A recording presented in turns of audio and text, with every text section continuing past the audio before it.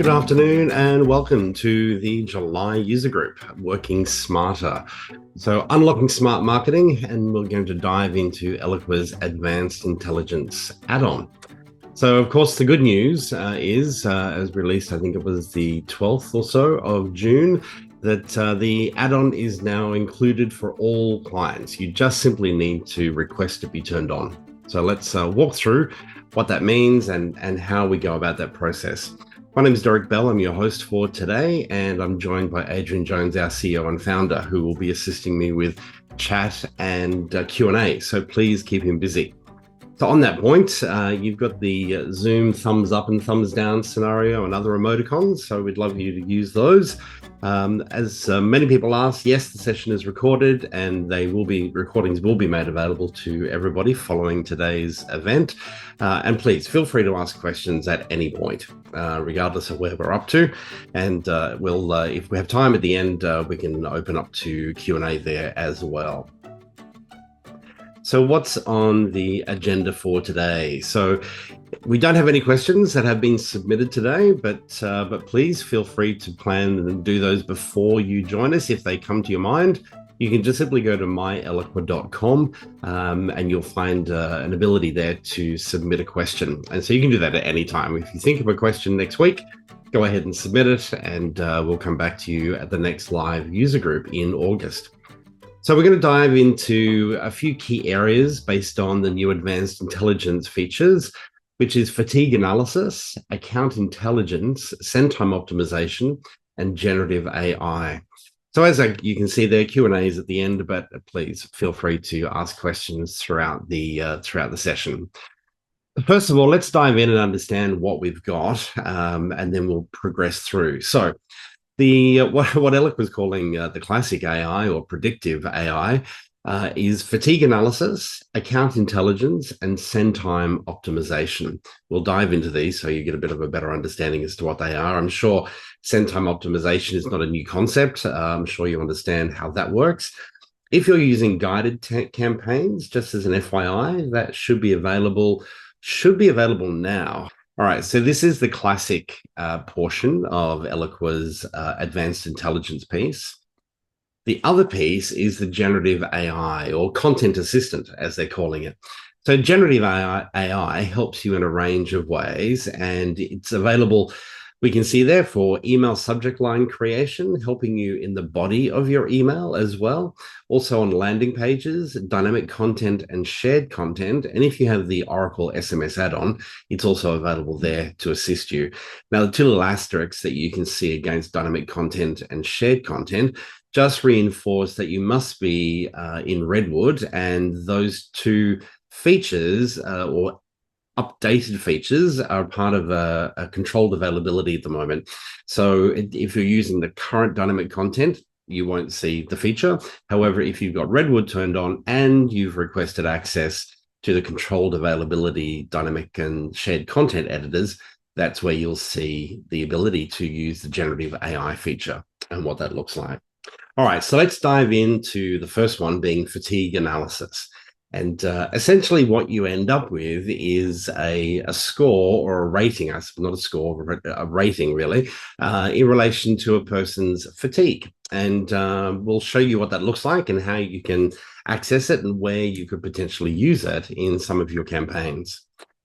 How does it work? So fatigue analysis intelligently determines contacts' levels of fatigue based on each contact's engagement and their predicted chance of disengagement.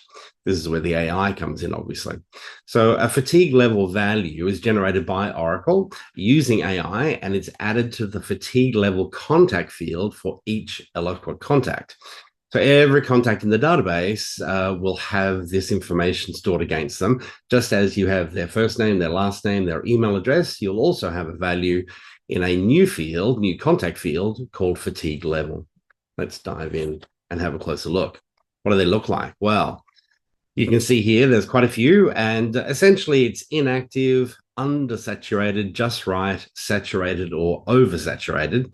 And in those last two areas with saturated and oversaturated, you've got a low, medium, and high categorization that you've got going there. Look, what's really interesting is when you turn this on and you sort of give it 24 hours and come back in and have a closer look, it's interesting to look at the different contacts and especially maybe some of the contacts that in a little bit more detail, and that you've got some hyperactive, super engaged type of individuals.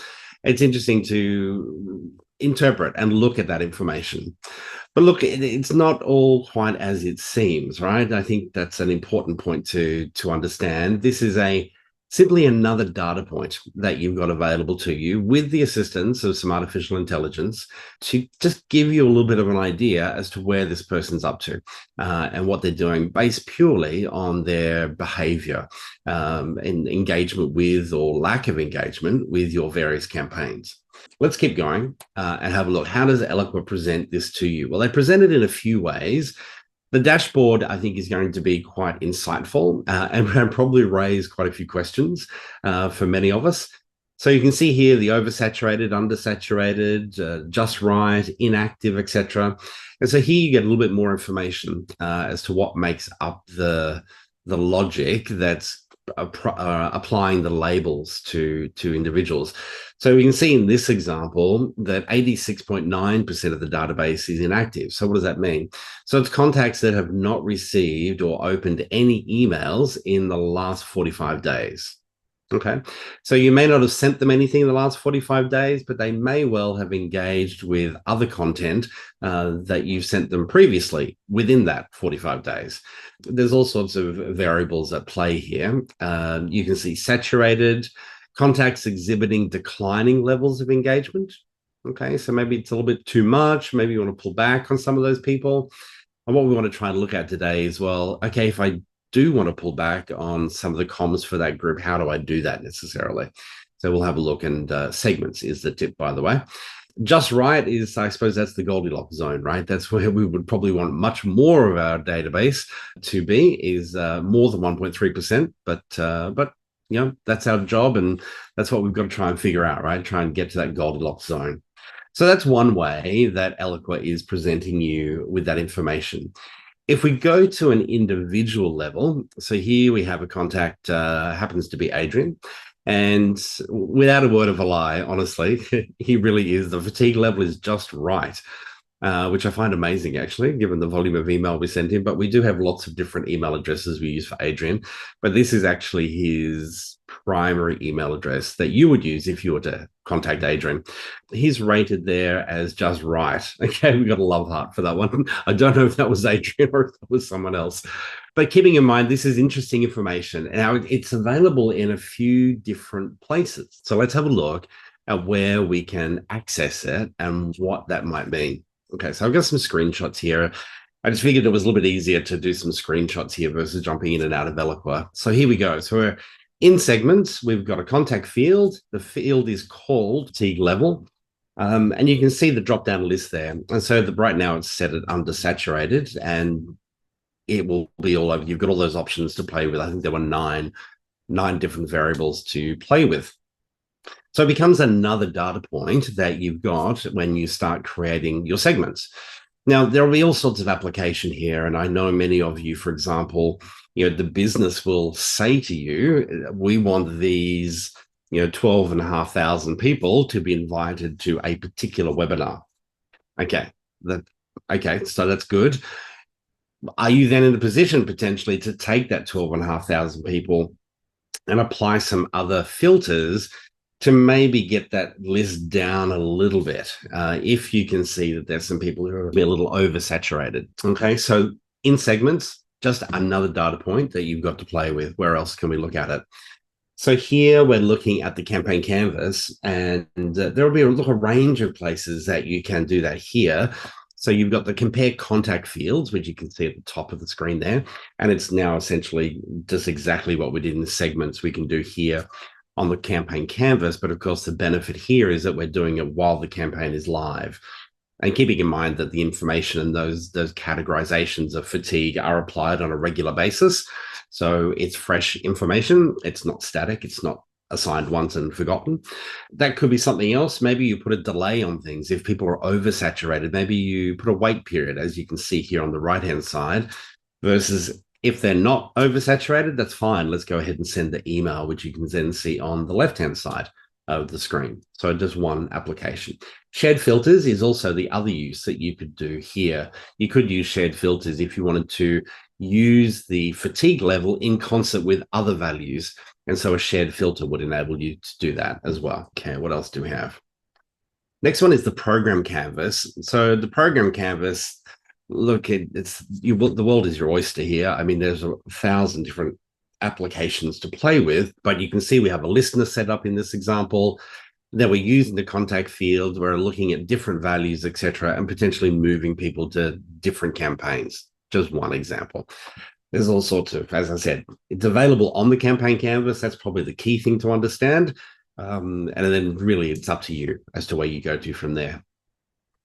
And of course, dynamic content. Dynamic content may be something else to play with. So here we have someone who is undersaturated, and this weekend only 30% off. Not something I see too many of our clients doing, but still, it does give you the ability to play. So maybe in an oversaturated scenario, you could use a call to action to offer something, etc. Keeping in mind, of course, if they're oversaturated, they have to have obviously opened the email in order to see your content. But there's a whole range of different places that you can play there, and you can kind of think that one through. So again, in these examples, I've really just shown you the single compare contact field, but of course you can add logic here. Add the fatigue level to industry, add the fatigue level to if it's a student, is it are we getting close to enrollment deadlines, etc., or are we sort of a long way away from that? So there are a whole range of variables that you've got to play with there, where you can use the fatigue or the fatigue level label to help you in a few range of ways. So here we are at lead scoring. And so again, how you assign it and the rating or the weighting that you give it here could be interesting. So undersaturated, oversaturated, just right, obviously would be kind of good from a lead scoring point of view. But again, measured against a whole range of other pieces of data, not just simply by itself. And then, of course, because it's a contact field, we can then access it within Insight. So the dashboard you saw earlier that I showed you, the Eloqua dashboard versus an Insight dashboard, all of that data is extracted from Insight anyway, as you know. This is now just looking at the data from within Insight and looking at how it becomes a value that you can use in order to create different reports. And of course, I think would be quite interesting from a dashboard creation point of view. Now, of course, we create dashboards all the time for clients and assist them with a whole range of different things. And I'm sure that we're probably going to get some requests to look at how fatigue level could be incorporated into some of those existing dashboards. Or if you need new dashboards, please reach out to us. Give us a call. We'd love to have a chat with you and walk you through some examples as to how that could be valuable in what you need to do. All right, so fatigue level. Let's have a look at account intelligence. This one I think is going to be interesting, but I think it requires a little bit of thought before you rush ahead potentially to share this one with the rest of the business. Let me explain that. All right, so what does this do? So this score indicates how engaged an account is based on rates of email opens, click-throughs, and form submissions by contacts within that account. So weighting factors then multiply the most important engagement interactions by a higher factor, and then this score is calculated weekly based on the last 90 days of activity. So there are a couple of variables there, right? So the score, when you look at the score from an account point of view, you need to understand that it is fresh. It's been recalculated on a weekly basis. So it's never any more than 7 days old. And it specifically is looking at accumulative data over the last 90 days. Now, we can't change that at this point. I would imagine in the future, and I'll have some roadmap things here to share with you shortly, maybe that will, because, certainly for some of those who are on the call with us today, it's not always 90 days is not really a long time in your selling cycle. And so it's good. It helps from a recency point of view. But if you've got an annual sales cycle, then the last 90 days is possibly not the best indicator. So let's see what happens and see how that one plays out. That's part of the reason I suggest that we have some caution in relation to how we do this. So stop, collaborate, and listen. See if you can work out what that's from. I'll leave you to see if that rings a bell. But account linkage is what's really important in this example. So when you look at the dashboards, what you see is a list of accounts, and it's using the account name as it appears in the Eloqua company name field. Okay. Now, if you have a CRM integrated with Eloqua, which many of you do, and you have an account construct in that CRM, then your life is a lot easier. If it's not, if you don't have that set up, well, we probably really should talk to understand how you can maximize this. What you possibly will end up with is, let's say you have an account, you might have 25 different contacts. And let's assume you don't have a CRM connected, which means you're not using the account object within Eloqua, which means you're only using company name. So you might have 25 contacts from a company called Acme Construction. And what you'll see when you look at the account dashboard is 25 accounts called Acme Construction, because there is no single account that all of those contacts are in fact linked to, hence account linkage. Okay. This one I think is going to require a little bit more thought before we potentially rush off and show the business, hey, this is really exciting. We've got this account score. We can look at the most engaged contacts within that account, etc. They'll look at it and go, well, hang on, where's Fred and where's Mary and where's James? Why aren't they there? Okay, so my point is you only have, I think you really have one example or one way, or one chance is my point, one chance to really impress your colleagues with this great new information that's being delivered. And we want to make sure that information is presented in the most logical way and obviously an accurate way as well. If that one's of interest to you, please reach out, because there certainly are some ways we can help you get that data organized or do some housekeeping in such a way that you can then maximize the value from account intelligence. So what does it look like? So here's an account engagement overview dashboard. Now, the names of the accounts have been changed to protect the guilty, and but this is what you can kind of see. And so you can see at the bottom there, there's a drop down for Marketing Cube. Obviously, that's us, and that shows that information. But that drop down enables you to search for different accounts. And so in the example I just gave you, what you could end up with is when you access that drop down pick list, is you may see 25 different accounts, all by exactly the same name, Acme Construction Pty Limited, which is obviously not going to be really of any use to you. Okay, so a little bit of work to do there, I think, in order to make that happen. And you can see on the left-hand side there, Eloqua have kind of said, how do we determine accounts? That's kind of their asterisk, I suppose, to ensure that it makes sense and that you're getting the right information. So, but where do we look at that information? Okay, so besides the dashboard, it's actually also visible, and you may have noticed this earlier when we looked at Adrian's contact.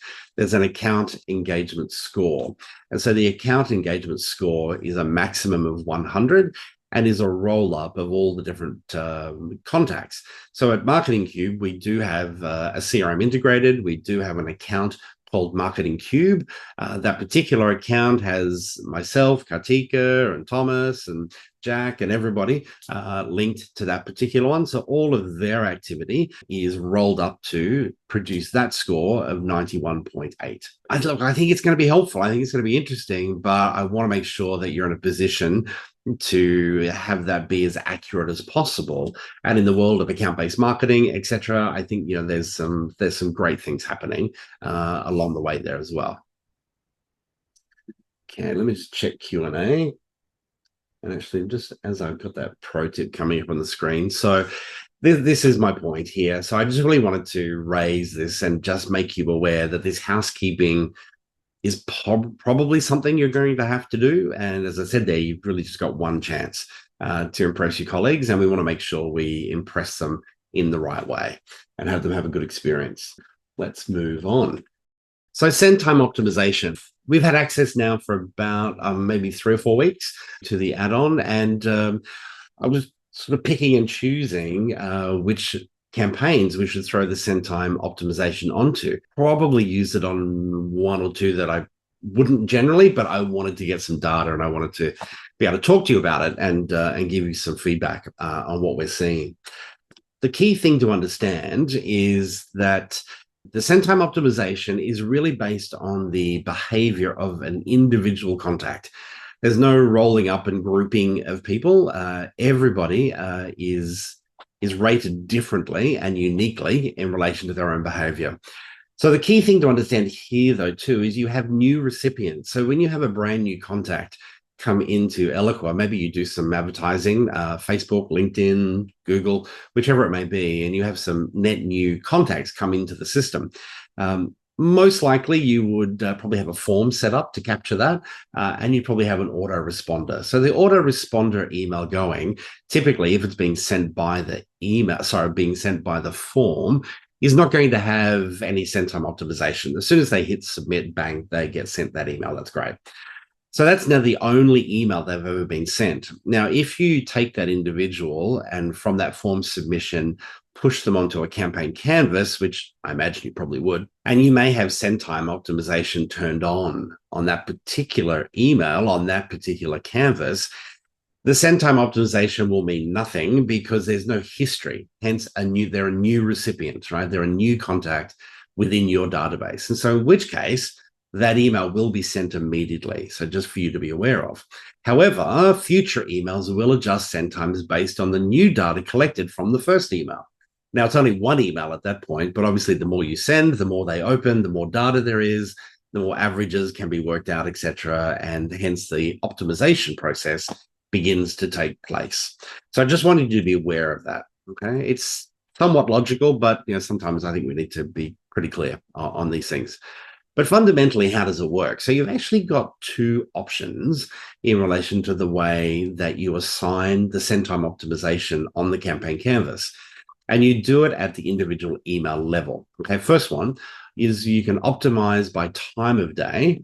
And so if we look at a 7-day period, for example, Thursday may be your day, and that's it. So we'll look at sending and optimizing by time of day. Now, Thursday, or let me restructure time of day. So if you launch at 2 p.m. And the people go into the email, they hit the email, optimization is turned on. Eloqua then waits for 24, it analyzes across a 24-hour period, which means that delivery could occur at the latest 2 p.m. on Friday. So just something for you to be aware of, okay? So it doesn't block off at midnight local time. It's a day, and a day begins, 24 hours begins from when you launch your campaign or the contact enters the email on the campaign canvas. That is our observation, okay, that we've seen. Now, that's not a technical response that we've got from Oracle, but that's our observation as we've looked very closely at when a campaign has gone live. And many of you will know when you look at the contacts in the email, if you double click on the number and it pops up on the far right-hand side, it's got next evaluation listed there. And we notice that the next evaluation in some cases rolled over to the following day for when that evaluation would take place, okay? All right, so that's optimized by time of day. And the next one is optimized by time of day and by day of week. Now, this opens you right up for a Monday to Sunday delivery. Now, Marketing Q, we have always been in the habit of controlling when our emails are sent, and we do that between Monday to Friday. Certainly from a nurture campaign, it's a bit harder with international markets, but we strictly, generally, Monday to Friday, Sydney time is our when we would send things. Now, of course, optimizing by time of day and day of week blows that out of the water because it could go Saturday or Sunday. And so if you're uncomfortable with that, then my answer to you is don't use it. Okay, don't use it for that particular campaign if that's not what you want to do. I kind of thought about it, went through over my head, etc. And I'm like, well, if that's when people are opening our emails, what's the problem with us sending the email? That's my observation. Now, you may have a different policy, or you may have a policy that actually controls that. We don't have a policy at Marketing Cube that controls that. It was just kind of how we had always done it. And I'm not a big proponent of just because that's how we've always done it, that's how we should do it. So look, we've had some really interesting results. I want to give it a bit more time before I make some assumptions. I will put some information into the blog because I want to do a little bit more analysis after the user group, because we use the user group as an example, which I would typically not suggest you do because it's an event with deadlines and so on and so forth. But it did kind of work for us in this case. So something to think about. So they're the two options that you've got, option A and option B, time of day or time of day and day of week. So when do how does it work and what does it look like? So here we are on the campaign canvas. Now, first thing you'll notice just up there by the email is a new icon that will appear. So when you turn on send time optimization within Eloqua, that's what you will now see. So that'll be your visual cue to know that that particular individual email has send time optimization turned on. And here you can see under scheduling, we select the mode, which is to enable optimization or send time optimization. And then the optimization choice is either time of day or time of day and day of week. Okay. The optimal time for a contact is the time that they are most likely to open an email based on the historical data. Now, of course, you have mountains of historical data sitting in your platform. So when you turn we'll have the advanced intelligence package turned on in Eloqua, it's not going to have to learn because all that data is already sitting there. It can access it and it knows an individual's behavior. Now, the actual send time is based on an individual's previous open times, just to be really crystal clear. This is all about the individual and their engagement with your assets. So when should you use it and when should you maybe not? Just some considerations for you to think about. The batch type campaigns are definitely an ideal fit for optimization. So I would think it's things like lead nurture campaigns or your always on type of campaigns, newsletters, onboarding, welcome campaign, maybe survey requests with net promoter scores and those sorts of things. From a newsletter point of view, just be careful if your newsletters are less newsletter and more slick brochure with buy now and discounts available, that sort of stuff that possibly have deadlines or sale periods ending and that sort of stuff, you probably want to avoid using send time optimization. But if it's a newsletter in the truest sense of the word, then I think it's a good idea. Some campaigns I don't want to say don't use it, but I would suggest it's less ideal. Event registration, having told you that I just used the Eloqua User Group as an example, that's because we send to a lot of people, and it was just the perfect example to try and get some data under my belt. But I would generally think carefully about using send time optimization from an event registration point of view. Enrollment deadlines, land releases, or any sort of release of information where you can't be seen to be biased in letting some people know that something's available versus another group have to wait 24 hours necessarily, or maybe wait another couple of days before they get the email. Obviously, not a good idea. Any sort of a sale, really, again, where there's a deadline as such, that's not going to be a really good idea. I'll leave you to think that one through. Happy to talk through any of those in a bit more detail with you if you like. The information in relation to the send time optimization is also shared a little bit here on the contact. Here we're looking at Kartika's contact within Eloqua. This is our instance. And so you can see there's a few options there, actually. So Thursday morning or afternoon seems to be good, or right around lunchtime on Monday is good to reach Kartika. So FYI, if you need to reach out to Kartika, there's the best times for you to send an email to her. So, and you can see over there, her fatigue level is undersaturated. And of course, she has the same account score that you saw Adrian has as well. Think about those carefully, but there's certainly good use cases, I think. Funnily enough, we were trying to get hold of somebody just recently and not having good luck doing it. And so Adrian had to look at the most engaged time here in Eloqua, chose one of them, sent the email and got a response. So then that was just using Gmail. So interesting, right? Okay. So expert tip. Now, when you apply the send time optimization, I suppose I just want to make this point really clearly. You actually apply it to an individual email asset on your campaign canvas. You don't apply it at the campaign level. Okay. So you've got the ability to control individual emails that go through that process. So just an FYI, so you're clear on that. Now, generative AI, this is the fun part, right? So your IP and data is secure with Oracle. And I just want to really emphasize this point.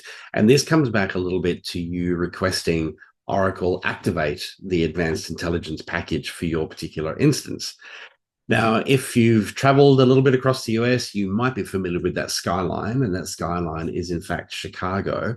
And the reason I tell you that is that when you request access, or your business requests access to the advanced intelligence package to be turned on in your instance of Eloqua, Oracle will come back to you and ask that you confirm and consent to the following.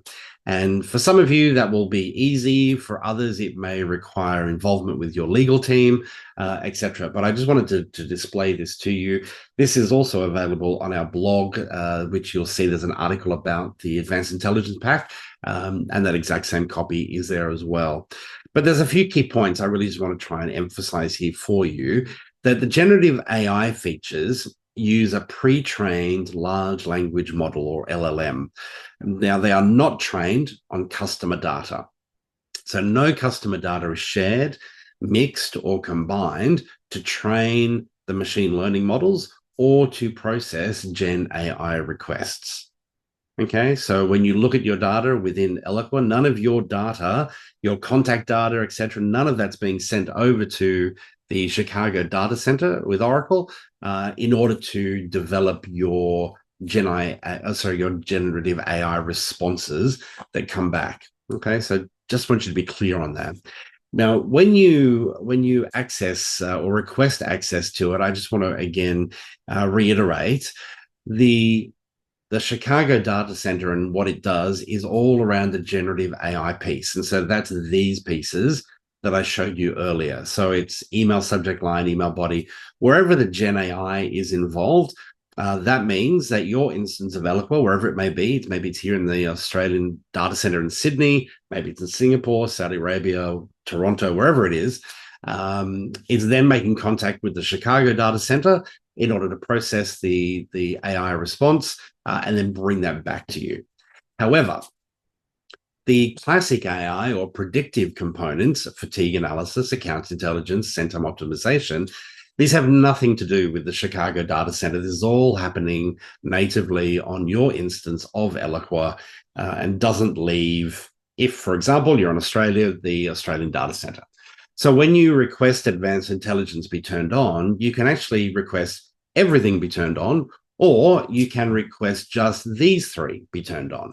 And so these are referred to as the predictive or classic AI. So you can have those turned on as soon as possible, have that functioning and get to play with those.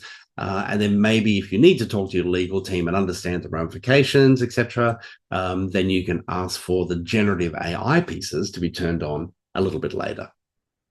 Just want to make that clear to you. All right, so 5 tips for better prompts. There's more information on our blog post, which will come. Look, I'm sure you've seen a lot of this sort of stuff before. This is not new. If you've been using generative AI today, this will be familiar to you, but I think it's good to just have a bit of a prompt, a bit of a reminder on some of those points, but we'll expand more on that in the blog post and give you some examples under each of those as well, which you might find helpful. Okay, crafting copy in Eloqua. So let's have a look. How do you do it? So here we are. This happens to be the landing page editor. It could be the email editor. It could be the dynamic content editor. It could be any of the content editors.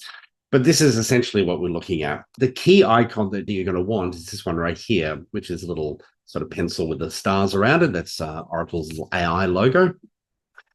When you select the settings area, so that's the little cog over here on the right-hand side, you'll see you've got the ability to adjust purpose, tone, and formality. And under tone, you've got a few more options to play with. You've got all of those: direct, personal, urgent, reassuring, neutral, etc. So you've got all that sort of stuff that you can play with. Here's one I prepared earlier. And so what I've done is I've just got a little bit of copy that I've put together here in relation to AI and impacting on public libraries. And I want to have a bit of a play with it. It's been given to me by the copy development team, which is, let's call it Adrian. And so I need to play with it. I'm like, what can we do? Can we shorten it? What can we do? All right. So first thing I would encourage you to do is to duplicate it. Okay. So keep your original. And let's come back now to this one, because this is the one I want to edit and play with. And so you'll see the AI tool here. So I can click on AI Assist. And I have two options. I can generate or create a variation. In this example, I'm wanting to create a variation of the information that's sitting right there in front of me. So I click on create variation. It's pulled up the information there from that text box. And here I can adjust the language. So promotional, it's already done a little bit of a think in relation to the defaults that I had there, but I can also play with it. So maybe I want to do promotional. I want to make it personal, or maybe, yeah, let's go personal, and maybe formal. That doesn't make sense if I do that. So let's do professional. So we'll do promotional, professional, and formal. So you can see here, that's the first attempt that it's done. If I click on update, it'll do a little bit of thinking, and there we go. So what you've got is a whole range of different ways to play with it, essentially. If you're happy with the information that's being presented, you can then click on use this, and it will say this action will replace. So that's why I said to you, make a copy of your text box. So here's my original one down here, and this is what Eloqua has produced. So I need to adjust it to my standard font sizes. What am I doing? My double, 1.5, etc. Now, the other thing at the moment, everything's in US English, not British English or Australian English. That's coming. So that's good news. But you've got something to play with. Now, other ways that you can play with it are over here, for example, under AI Assist for subject lines. You can put some information here and say, let's say, webinar about public libraries. Webinar about public library impact of AI for school students. Let's do that. And let's say it's the 23rd of August at 10 a.m. Generate subject lines. So it comes back with about 5 options for you to use and play with. And so here we go. So we've got those to sort of think about, discover AI's role in shaping student learning, upcoming webinar, school libraries. Let's lock it in. So we click on use, and it drops it in for you, as you can see there. So subject line, obviously the body of copy as well. The interface is exactly the same if I'm going to, if I'm going to the landing page editor, exactly the same scenario that you can see here. So we can generate, we can create a variation. I know many of you, depending on the size of your organization, are possibly getting information and copy sent to you that's possibly already been through multiple levels of legal and approval and so on and so forth. And so there'll be limited capability for you to play, potentially. But it is another tool that you've got to play with that is in a secure environment, that is not a public type of environment where your IP potentially is at risk. So you can share this access and functionality with other members of your team, maybe copywriters, etc. They may in turn also find it helpful to play with. A whole range of different ways for you to manipulate and play with that. But let's have a quick look at some of the roadmap functions that are coming. So the key thing, as you obviously picked up there, there's some pre-built ways for you to adjust tone and those sorts of things. But unfortunately, at this point, we can't train it. Okay, but that's on the roadmap. Okay. So generative AI future. So generating contextual content based on brand reference documents. So this is where you'll be able to take your tone of voice, give it examples of the copy that you've created over time, and you'll be able to train your unique generative AI tools or content recommendations. Also, the ability to generate HTML content or code for the source editors. That will be extremely helpful, I'm sure, for some.